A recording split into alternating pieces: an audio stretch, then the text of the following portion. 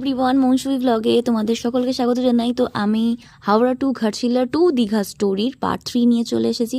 তো দীঘা যাবো বলে এই দেখো আমি আনন্দে নাচতে নাচতে নাচতে নাচতে সেই সময় কি করছিলাম।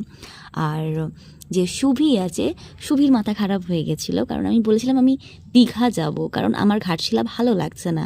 তো যাই হোক, যেতেই হয়েছিল, ওকে না যাওয়ার উপায় নেই, কারণ আর অন্য কোনো অপশান ছিল না। তো আমরা কিন্তু রওনা দিয়ে দিয়েছিলাম দীঘার উদ্দেশ্যে। তো দীঘার উদ্দেশ্যে আমরা যাচ্ছি মানে যাচ্ছিলাম, কিন্তু যা হলো আমাদের সাথে সেইখানে গিয়ে, গুগল ম্যাপ এতটা ধোকাধাড়ি করে দিয়েছে আমাদের সাথে, মানে করে দিয়েছিল, মানে কি বলবো, প্রাণে বেঁচে গেছিলাম। মানে এই যে মজা করতে করতে যাচ্ছিলাম, এই যে জায়গাটা দেখছো, এরপর থেকেই আমাদের সাথে একটা ইনসিডেন্ট হয়ে যায়। তো এখানে ছাগল পাগল নিয়ে আমরা একটুখানি মজা করছিলাম, আর এখানে শুভিকে একজনের পছন্দ হয়ে গেছিলো। এই যে ছাগলটা দেখো গায়ের কাছে ঠেসে বসে আছে, ওই ছাগলটার পছন্দ হয়ে গেছিলো ওকে।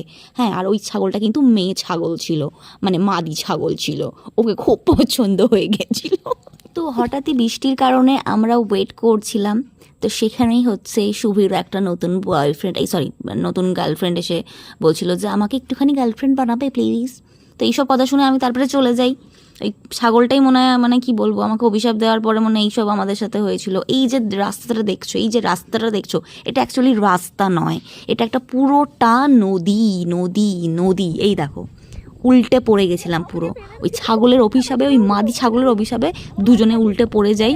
মানে কেন ওকে জিএফ করেনি, এই কারণে উল্টে পড়ে যাই। মানে খুব একটা খতরনাক জায়গা যাকে বলে। আমাদের পরে গুগল ম্যাপ দেখিয়েছিল যে ওটা অ্যাকচুয়ালি নদী। এই নদীটা পার হতে গিয়ে আমাদের দম হালকা হয়ে গেছিল, আর সেই মুহূর্তে ভাবছিলাম যে আদৌ ওই নদী পেরোতে পারবো কিনা, যদি বানফান এসে যায় কি হবে। পরে এডিট করছি হেসে হেসে, কিন্তু সিরিয়াসলি বলছি ওই সময়টা আমরা দুজনেই খুব ভয়তে ছিলাম।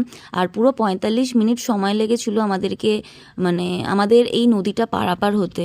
তারপরে দেখি একটা চেকপোস্ট মতন আছে, বললো 10 টাকা দিতে পারাপার করা হয়, সেই জন্য 10 টাকা দিতে। আমাকে ভাই পারাপার করলো, আমরা তো একাই এলাম। তো যাই হোক, 10 টাকা দিয়ে আমরা, মানে তখন ভাবছি যে বাবা ভাই 10 টাকা দিয়ে আমরা প্রাণে আগে বাঁচি। মানে এটা যখন তখন জোয়ারও নাকি আসে এখানে, মানে হরকাবান টাইপের, যদি মানে সেটাই ভয় পাচ্ছিলাম, যদি কোনোভাবে এরমভাবে এসে যায় তাহলে মানে ব্যাস, আমরা তো একদম সে আকাশে দুজনেই চলে যাব, তারা হয়ে যাব। যাই হোক, প্রাণে বেঁচে গেছিলাম। তারপরে গাড়িটাকেও ঠিকঠাক মতন করে ধুচ্ছিল, সামনে একটা কল ছিল নদীটা পার হওয়ার পর, কারণ গাড়ির অবস্থাটা খুব খারাপ হয়ে গেছিলো। বাড়ি যে কাদাগুলো হয়, সেই কাদা, তার মধ্যে দেখো এই সামনেতে গাছ পড়ে গেছিলো আবার। মানে দুর্যোগের শেষ নেই সেদিনকে। দীঘা যে যাবো সেটার জন্য হয়তো দীঘা বলছিল তুই আসিস না, এখানে আটকাচ্ছিল, বাট আমরা যাবোই, দীঘা যাবো, দীঘা যেতে হবেই। তো অডিয়েন্সগণ, আবার পার্ট 4 আর ফাইনাল পার্ট আমি দেবো খুব তাড়াতাড়ি।